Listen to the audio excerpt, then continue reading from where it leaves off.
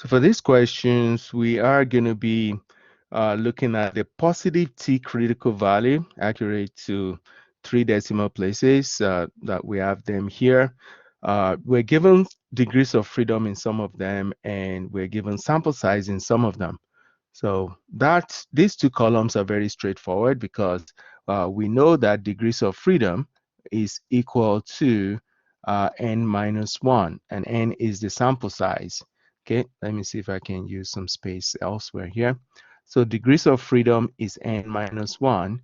So if we want n, it's going to be degrees of freedom plus 1. Okay, so that's easy. That means the sample size here will be 20, and degrees of freedom here will be 17. This one will be 26, and this one will be 12. Okay, so degrees of freedom is n minus 1. Now, the confidence level, this one wants us to do reverse lookup, so we are going to leave the first two. Let's do the two, sorry, we're going to leave the first one and the last one. Let's do the two middle ones. So in the middle ones, we're given the confidence level here at 80%, okay? And our degrees of freedom is 17. So we can just go to the table to pick that up. 80% confidence level, as you can see there, degrees of freedom is 17 right there. So we have our value there, 1.333 is the critical value for that one.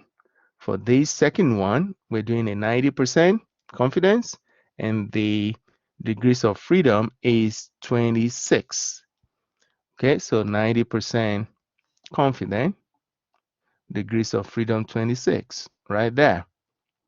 So 1.706. Okay, now for these other two, we have the critical value and we have the degrees of freedom.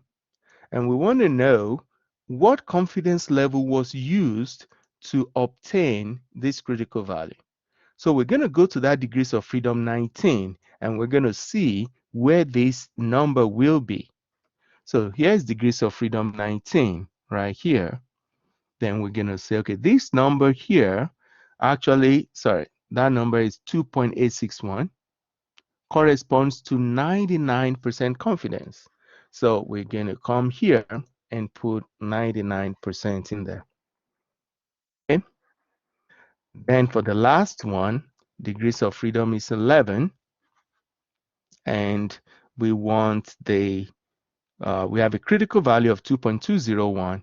So we go to 11, and we will look for 2.201, which is right there, and that will correspond to a 95% confidence level.